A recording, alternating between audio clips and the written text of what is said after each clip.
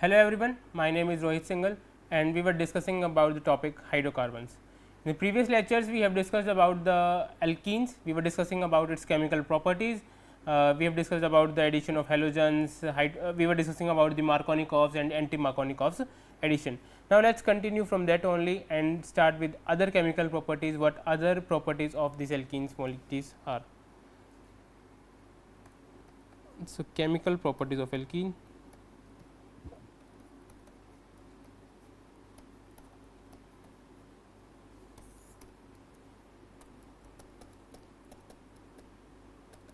We have discussed addition of hydrogen, we have discussed addition of halogens, we have discussed addition of hydrogen halide, we have discussed their Markovnikovs addition,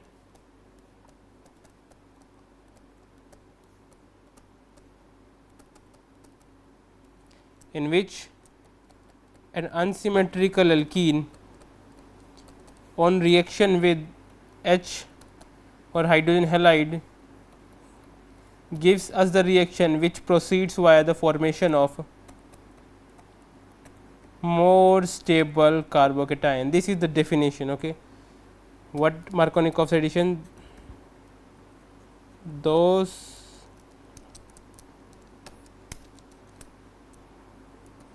product formed will proceed, or we can say the product formation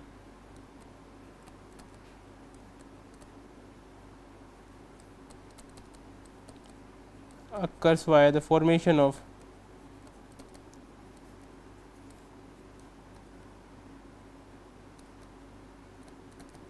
carbocation as an intermediate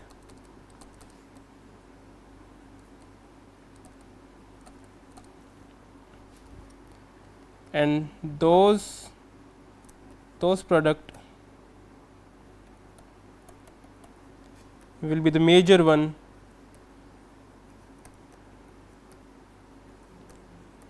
which have stable carbocation as the intermediate, and we know that tertiary carbocation more stable than secondary carbocation, which in turn more stable than the primary carbocation. Okay. This one was the Markovnikovs addition. Then we have discussed anti-Markovnikovs addition or peroxides effect or the Kharash effect.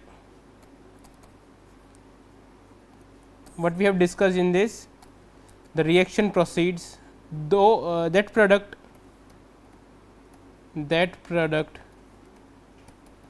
will be the major one which contains or which proceeds via the formation of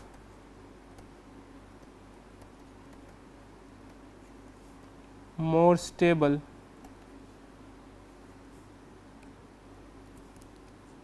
carbon free radical. So, do remember this thing, anti-Markovnikovs has the carbon radical as the intermediate, Markovnikovs addition was the carbocation as the intermediate. So, we know that the addition of HBr, in this case we need a peroxide here, we need HBr, we use peroxide, we have used benzoyl peroxide, and what it will give? It will give this one as the major product, though the other product will also be formed, but that will be the minor one. Okay. That was the two addition, Markovnikovs and anti-Markovnikovs. Okay. One thing that's need to be mentioned here, this anti-Markovnikovs addition, this anti-Markovnikov's addition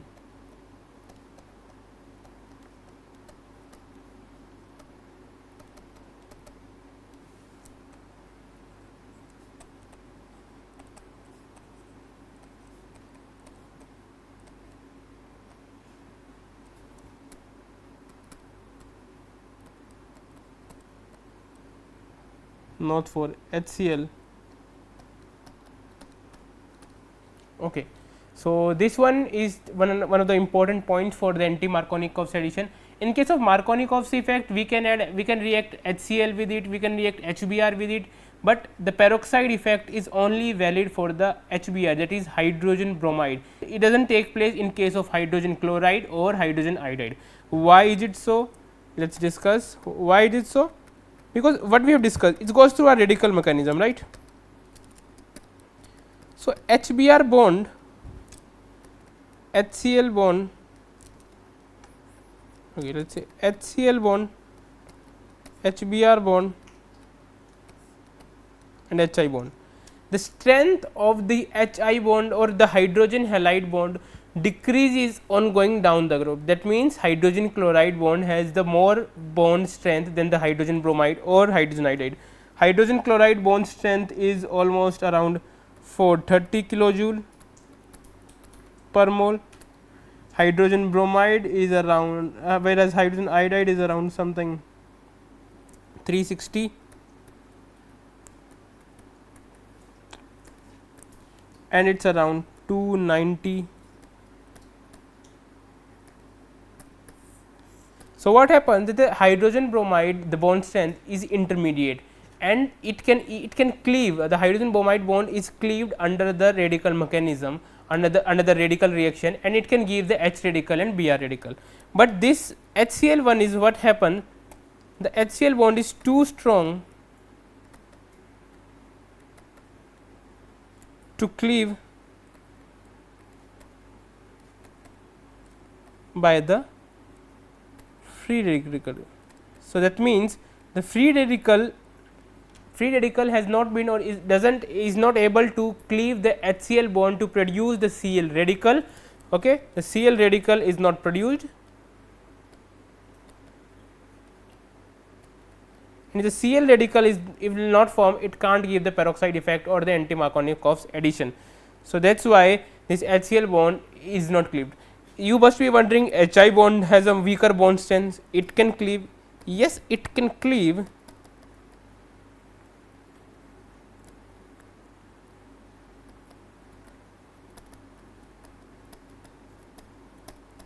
it can cleave to give H radical and I radical, but what happens is that I radical, what happens with I radical, that instead of reacting I radical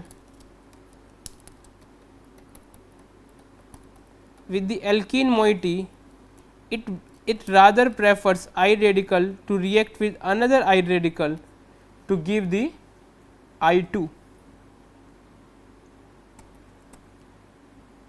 Okay. You understand? It's not the alkyl halide will not form. Yes, alkyl iodide will not form. It will form, but the chances are very less.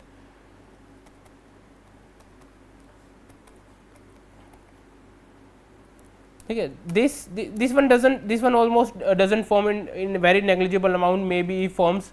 What happens? HCl doesn't cleave by the free radical because it has a good strength, good bond strength. HBr cleaves, gives Br radical, reacts with alkene, forms alkyl bromide. What happens with the HI is, it cleaves, it gives H radical, I radical, the I radical, but instead of reacting with the alkene moiety, it prefers to react with another iodine radical to forms the iodine. Okay. So, that is it. Okay. So, that is it for the Markovnikov's and anti-Markovnikov's reaction, and let us proceed with the further chemical properties of alkenes. What the further properties can be? Again, we were discussing about the addition, because we have studied, we know that the alkenes are good source of electron, and they gives addition reactions in a good amount.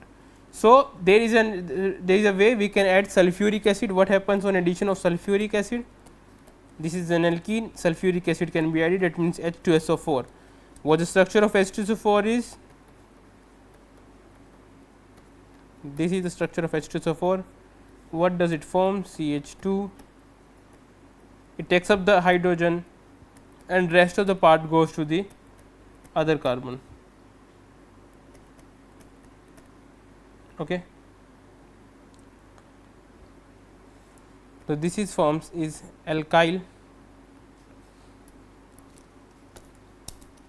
This species is known as alkyl hydrogen sulfate. Okay. So, on addition of sulfuric acids to the alkene, it forms alkyl hydrogen sulfate. Okay. In present H2SO4, this is the structure of H2SO4, the sulfuric acid. You might be wondering that on one carbon the hydrogen is going, on one carbon the other part the sulfate part is going. So, you must be wondering what happens in the case of unsymmetrical alkenes. So, in case of unsymmetrical alkenes, as there is no peroxide here, so it follows the normal Markovnikov's addition and it gives CH3, CH, CH3, and on the middle carbon it attaches O, SO2, OH. Okay. Follows the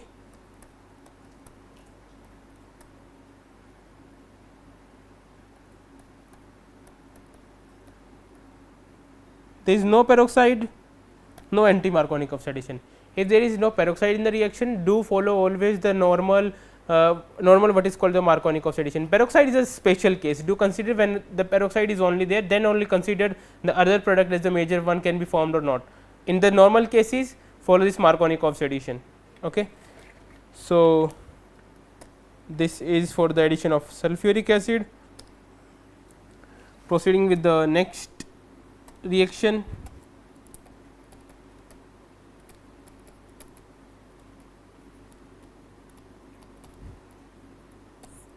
addition of water. What happens if the water molecule, the water is added to alkenes? If in the normal case alkene does not react with water, there will be no reaction, but in the same way if we add some acid into it, let us say some concentrated sulfuric acid if we have added, it can give the addition reaction of H2O. H2O means H and OH, right?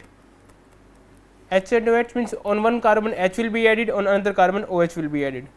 So, what will happen? CH2 H, CH2 OH. Again same question, what if in the case of unsymmetrical alkenes? Similarly, there is no such peroxide present, do follow Markovnikov addition.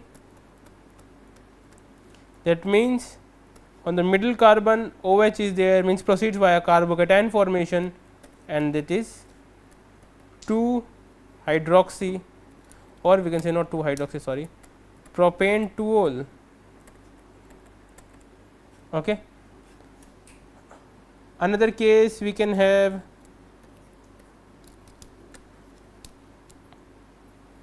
okay, same we can say Markovnikov's addition,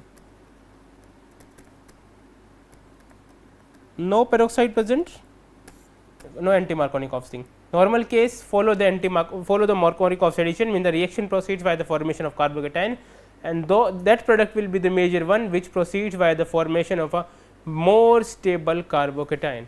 Okay. Proceeding on to the next reaction, now towards some oxidation reactions of alkene. Oxidation reaction.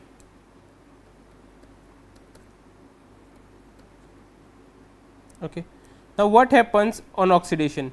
We know oxidation means, again oxidation is also a kind of addition reaction, something is going to add into this, or we can also remove the hydrogens, that will also be kind of oxidation reaction. But what happens, what we will discuss of the oxidation reaction, let us see. Reaction of this alkene with dilute KMnO4, okay. Dilute KMnO4, what will happen? it forms alcohol, sorry, both on both the carbons OH. It forms a diol, means dialcohol is in short be termed as diol, means though di means 2 and ol means alcohol, means 2 alcohol moieties are being formed. So, what happens on addition of the dilute KMnO4 to the alkenes proceeds by the formation of these diols. Dilute KMnO4 is known as Bayer's reagent. Okay. This Bayer's reagent, this can be also be termed as vicinal glycols. These are Bayer's reagent, dilute KMnO4. It's pink in color, pink violet in color, and what happens as soon as we add dilute KMnO4 to any alkene, the color disappears, the diol color is colorless. So, as you remember, if you remember, I have discussed about the unsaturation test of bromine. This is also an unsaturation test for the molecules. It means if we have to check the unsaturation in any of the molecules, what we can do, we can add bromide Br2 into this. First we have seen Br2 addition to alkene, Br2 addition. What will happen, the reddish orange color, reddish orange or reddish brown color, I think it is reddish brown color,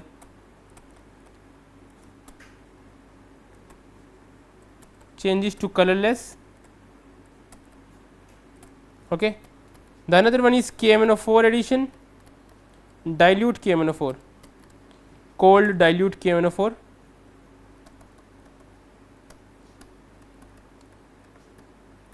pink color,